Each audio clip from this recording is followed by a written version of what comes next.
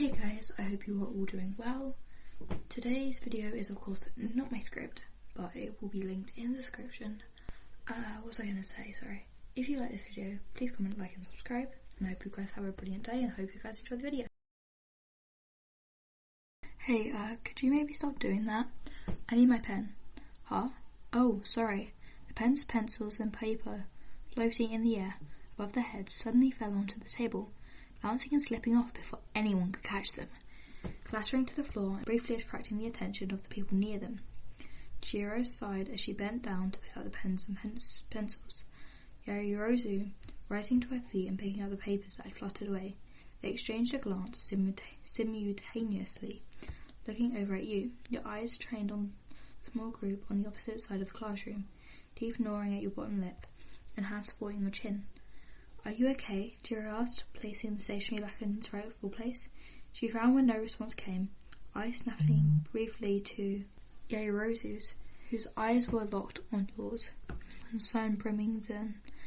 Chihiro snapped her gaze back to you, lightly kicking your shin to attract your attention. When you finally meet her eyes, she frowned. Is everything alright? You've been really distracted lately and keep using your quiet without thinking. I'm fine. It was your only response, tearing your eyes away from her, and back to the small group. She followed your gaze, surveying the group. Kaminari, Kirishima, Sero and Bakugou.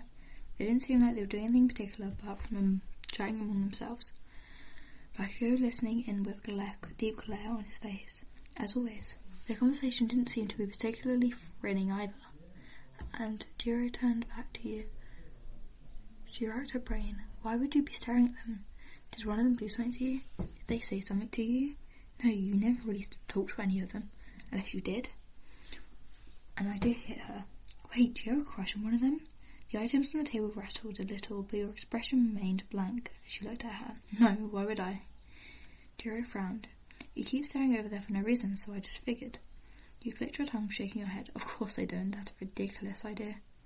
For the first time, since the three of you had sat down, you seemed to engage them both, straightening up and giving them a oh-so-familiar blank face. You were seeming unfazed by the proposition made. Chihiro looked towards Yaoyorozu, whose eyes had still not left you. A frown now increasing the space between her brows. When no words left the class vice president's lips, Chihiro tried again. You won't say anything if that is the case. Her eyes searched yours. For a brief moment she thought she could see a flicker of emotion. What it was, though, was beyond her. She dismissed it. Your stoic attitude never wavered, so it must be her searching for something that wasn't even there. It may have just been my quirk, making you hallucinate, you shot back, dropping your eyes to your almost bare notepad. I've been letting it do what it wants to see if I can get stronger, and so that must have been it. Chihiro could do nothing but nod at the plausible answer, yet she couldn't help but think it was just an excuse. She watched you silently as you swept your belongings into your bag, rising to your feet and slinging it over your shoulder. She heard Yaoyorozu ask you a question, and you gave her an answer, before swiftly leaving the classroom as she watched your form disappear into the corridor.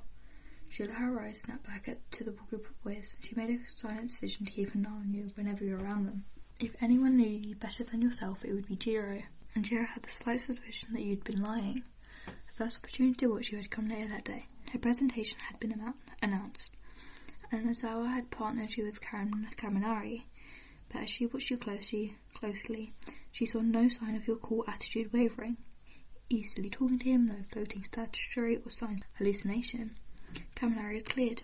Sero came next. The following morning, Chihiro had arrived just into the common room, her eyes instantly landing on you and Sero, as you sat on the couch talking easily to each other. Your expression remained blank, replies blunt. Once more, there was no sign of floating lines. She knew she wasn't hallucinating either. For the rest of the morning, she kept her gaze focused on you. She followed the both of you to the classroom, listening into your conversation, which remained rather flat, and narrowed her eyes when the two of you parted a wave. Sero was cleared. Out of 4, Chihiro would have most likely assumed Kirishima to be the source of your crush, along with Ashido. You had attended the same elementary school as Kirishima, neither a friend nor foe of him, It was clear that the two of you held a mutual respect for each other, always acknowledging each other and having funny conversations here and there. But as Kirishima turned around to his seat to talk to you, there was no sign of floating objects, no possibility of hallucination, merely a rare smile that you reserved for only people you'd known a long time and trusted dearly. Kirishima was cleared, but surely it couldn't be Bakugou. Could it? Her answer came the following day. A standard training session. One that mimicked the first practical the class had experienced. 2 heroes, 2 villains, 1 item to retrieve, and who had you been paired up with? None other than Bakugou, fighting against Midori and Todoroki. They were the villains, you were the heroes. You were shuffled on your feet when your team had been announced, but Jiro had assumed it was purely out of mere anticipation for the upcoming fight. Your group was first as she watched you as you slowly made your way over to Bakugou, the two of you conversing smoothly. Bakugou's mind already fixed on the prize. She kept her eyes on you until you finally disappeared from her view. As she entered the viewing centre, but as soon as she saw you pop up on the screen, her eyes trained on you again. For the first couple of minutes, things went smoothly. The two of you were communicating surprisingly well, with no obvious blunders in your plan. As soon as you reached the 3rd floor, it was time for the first attack. The first sign had been you launching yourself into a corridor, barely hesitating so you could survey the situation, and Bakugou letting out Yella's ice shot towards you. To you. He barely made it to you on time, colliding with you and knocking you over out of the way before the ice could reach you, blasting a shot at it to prevent its pursuit. He didn't yell at you, and whereas your expression had a flash shock, you kept calm as always, and the apology left your mouth, and Bakugou nearly grunted.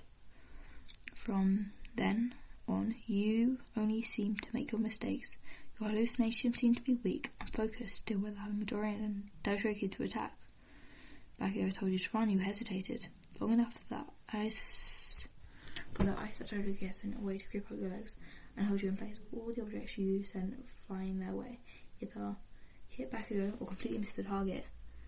The situation was dire, but Jiro was satisfied. Bakugou, the screech left your mouth, shocked everyone as the boy flung past you, hitting the wall with an almighty boom.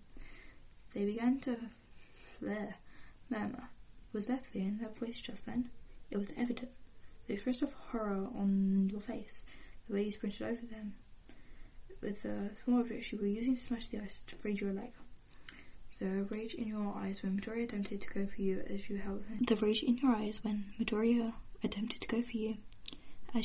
Bakugou to his feet, and the match quickly ended after that. But the moment didn't stop until the 4 of you made it to the viewing room. Bakugou's eyes remained locked on you until he was distracted by Kaminari and Kirishima talking to him. Yours locked to the ground as you kept your head ducked, a faint blush on your cheeks as you scuttled over to Jiro and Yaruzu. A smirk slipped onto her lips. I knew it. Shut up.